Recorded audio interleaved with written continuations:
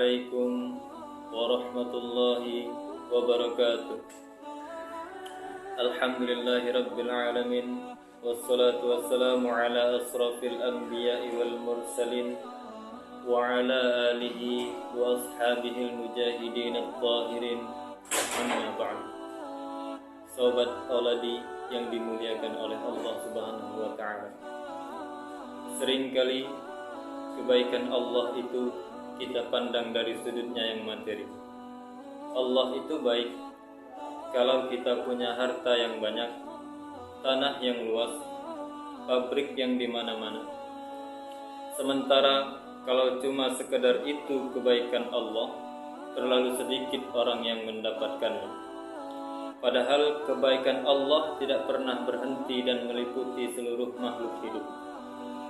Karena itu pada kesempatan kali ini saya ingin mengajak kita melihat kebaikan-kebaikan Allah dalam bentuk yang lain. Bahwa kita diberikan harta yang banyak itu kebaikan Allah. Diberikan tanah yang luas itu juga kebaikan Allah.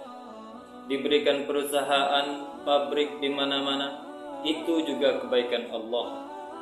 Tapi tidak terbatas kepada itu. Ada kebaikan-kebaikan yang non-materi, yang malah justru itulah esensi kebaikan itu. Mari kita renungkan sebuah hadis di mana baginda Rasul bersabda, Arba'atun man u'tiyahunna faqad u'tiya khairat dunya wal akhirah. Ada 4 hal, siapa yang oleh Allah diberikan keempat ini, sungguh dia telah diberikan kebaikan dunia dan sekaligus kebaikan akhirat. Kebaikan dunia juga kebaikan akhirat. Ini berarti belum tentu yang baik di dunia menurut kita akan berbuntut baik juga di akhirat nanti. Tapi orang yang diberikan 4 hal ini, dia sungguh diberikan kebaikan dunia dan juga kebaikan akhirat nanti.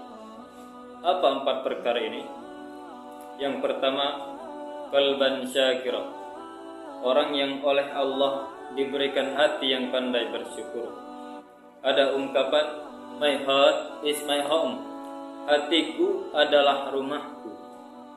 Kalau luas hati, rumah yang kecil besar rasanya. Kalau sempit hati, rumah yang besar pun kecil jadinya. Kalau hati sempit, rumah kecil, kiamat namanya. Orang yang hatinya pandai bersyukur bisa mensyukuri nikmat, dan dengan dia bersyukur semakin bertambah nikmat itu kepadanya. Ini yang pertama. Kedua yaitu walisanan dzakirah. Orang yang diberikan lidah yang pandai berzikir, menyebut nama Allah dalam artian yang seluas-luas.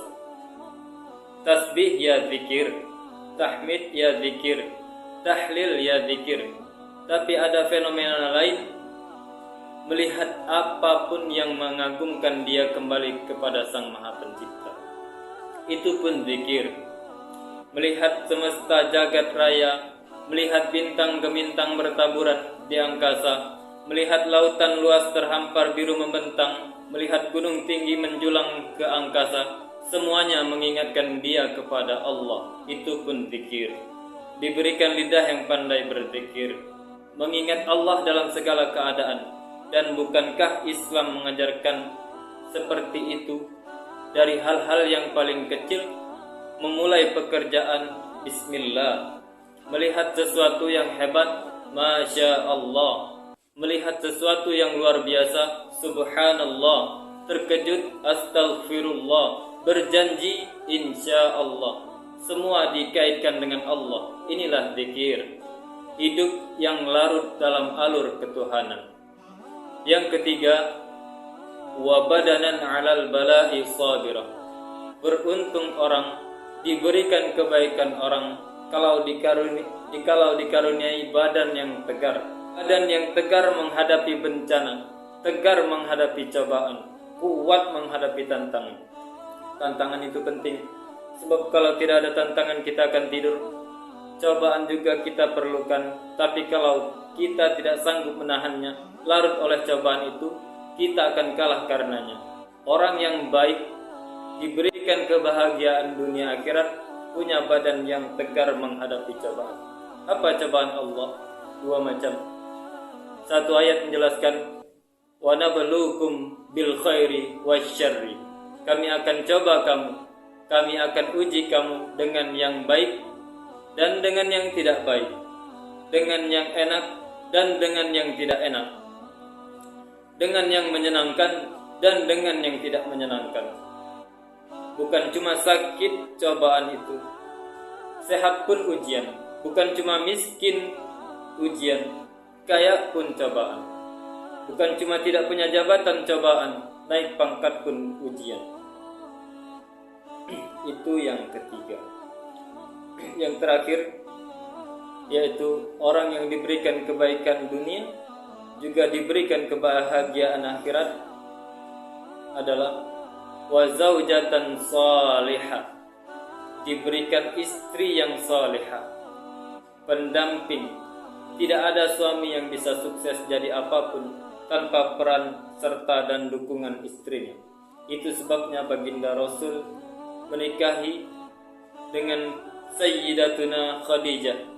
Apa yang jadi pertimbangan beliau? Mengawini seorang janda yang umurnya 15 tahun lebih tua dari beliau.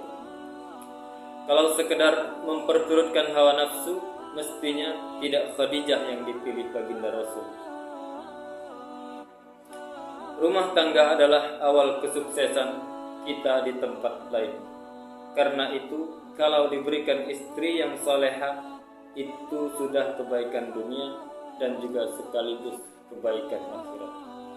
Mungkin itu saja yang dapat saya sampaikan. Jika banyak kekurangan dari saya mohon maaf. Kepada Allah, saya mohon ampun.